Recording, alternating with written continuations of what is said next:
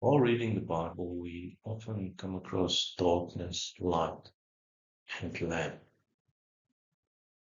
So Jesus says, I'm the light. And he says, you must let your lamp shine. And he says, come away from the darkness. So let's explore this a bit. So the Hebrew letters is pictograms that's got a meaning. Like we've got children books that's got an apple and it says a apple. Um, just like that, the different letters had different meanings, and all these meanings I take out of a book of C.J. Lovick and out of his videos that he made. So I'll have a link below that explains this better than I could. I just want to explore what he said about the different letters and how he explained darkness. So the first letter, and we're reading from the right, is like a room. And this inside the room, it's just like rooms we've got. It says, I've got a room, and when I'm inside that room, I feel safe. Or you could say, I'm locked into a room, and that's a prison cell, and you don't want to be there. So darkness start off with the room, and then it's got this letter that's like teeth. So it says it crushes you. And then the last letter is like a hand, and a hand can close something, can open something. So the hand can close and it can open. Um, so I think if we then talk about this and we say you are in a room where you're being crushed and the hand closes it, so you're stuck in this room. And this is a lot of people's lives where you've got things that you regret and it's eating at you, and you've got people that did something to you and you can't bring it out, so you keep it in darkness. And then you go out to life and you've got this smile and you say, people think that you're okay, but you're not. Inside, this is eating you.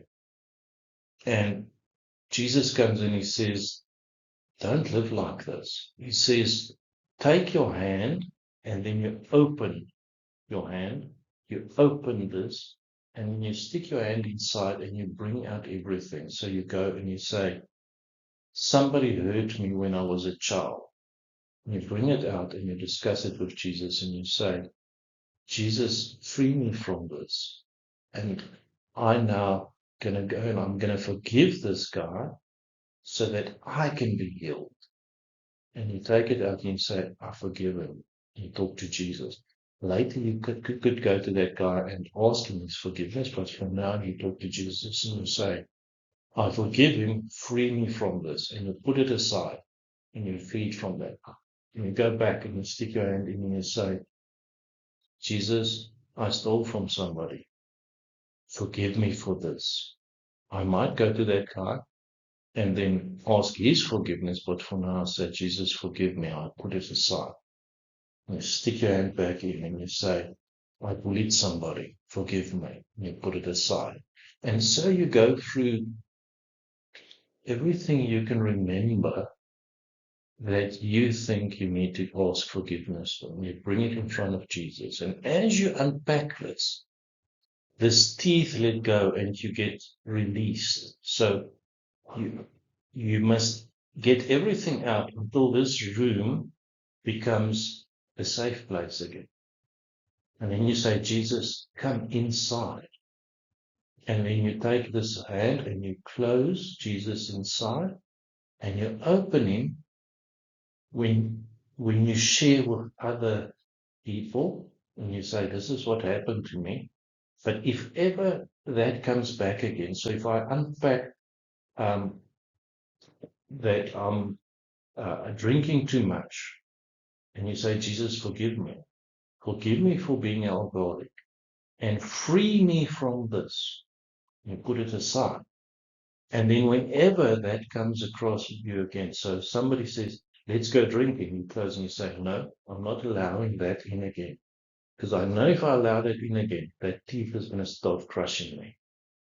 So you need to go through this process. And then he says, get baptized. And it says, in going down into the water and coming out again, you get freed from this thing that, from your past. You get freed and you start a new life.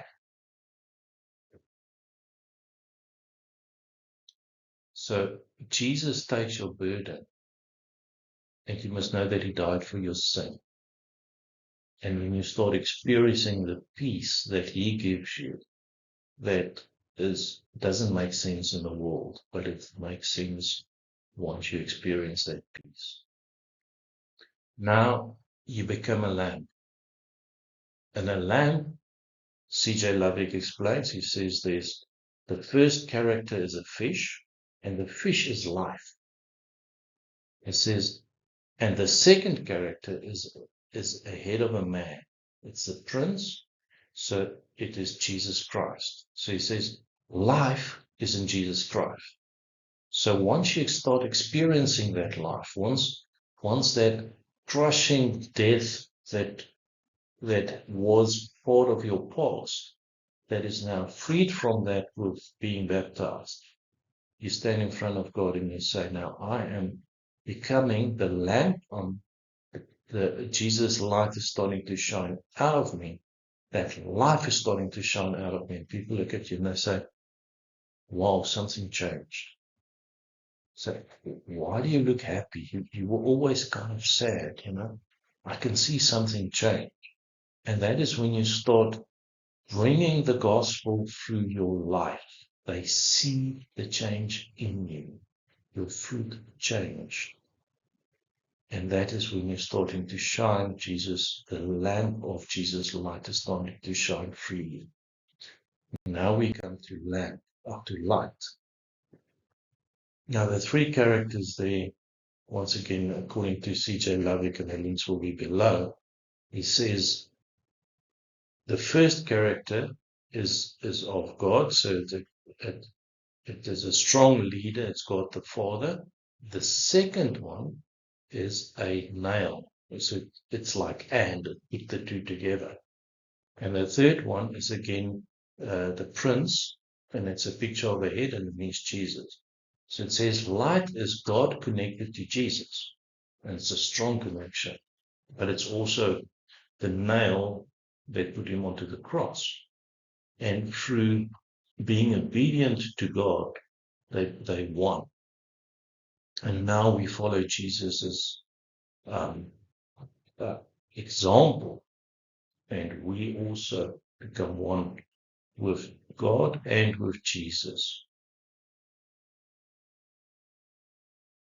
So we see in John that Jesus says, once more Jesus addressed the crowd and he said, I am the light of the world.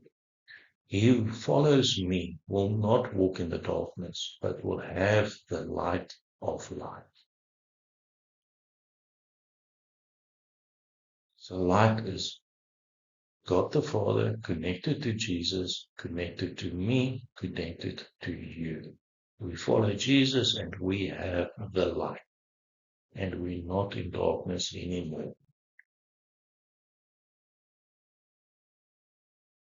In the beginning was the Word of Christ, and the Word was with God, and the Word was God Himself. He was present originally with God. All things were made and came into existence through Him, and without Him was not even one thing made that came into being. In Him was life, and the life was the light of men. And the light shines in the darkness, and the darkness has never overpowered it. There came a man sent from God, whose name was John. The man came to witness that he might testify of the light, that all men might believe in him through him. He was not the light himself, but he came that he might bear witness regarding the light. there it was, the true light coming into the world that illuminates every person. And now when we come to Revelation, there's something we can understand about Revelation that we couldn't understand fully before.